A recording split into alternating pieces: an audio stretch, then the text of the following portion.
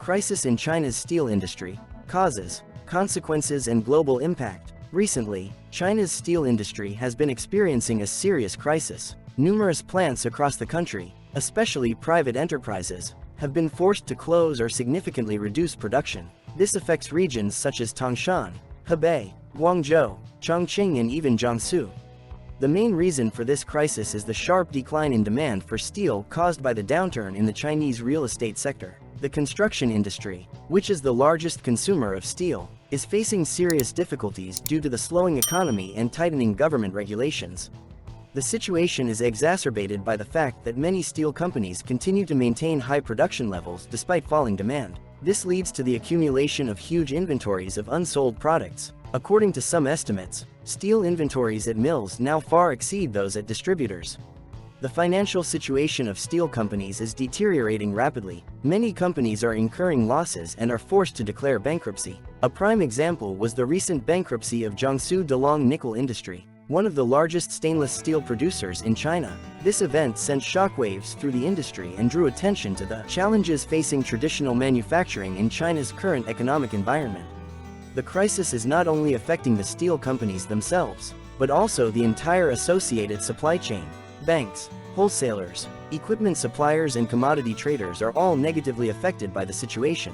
For example, Shangyu, one of China's largest commodity traders, is facing serious financial difficulties due to its close ties with Delong Nickel Industry.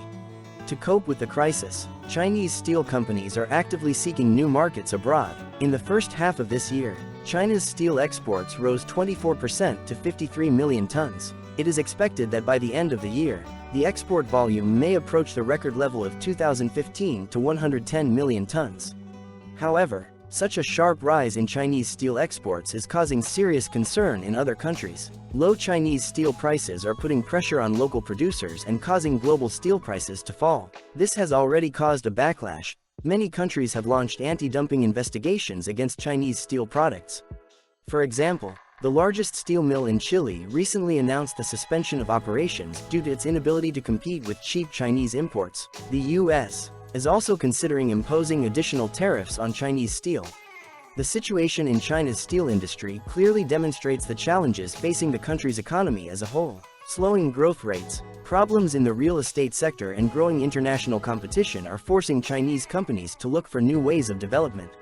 The Chinese government finds itself in a difficult position. On the one hand, it is necessary to support an important industry for the economy and save jobs. On the other hand, the continuation of the current policy may lead to even greater overproduction and international tensions. It is obvious that the Chinese steel industry will have to undergo a major restructuring. Companies will have to adapt to the new realities, reduce production capacity, improve efficiency and look for new markets. This is a painful but necessary process to ensure the long-term sustainability of the industry.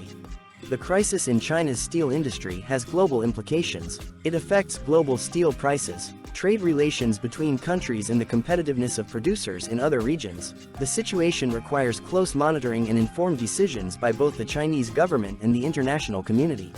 Thank you for watching this video on the situation in China's steel industry. If you enjoyed the content, please give us a like and subscribe to our channel for more interesting content. We wish you success and prosperity.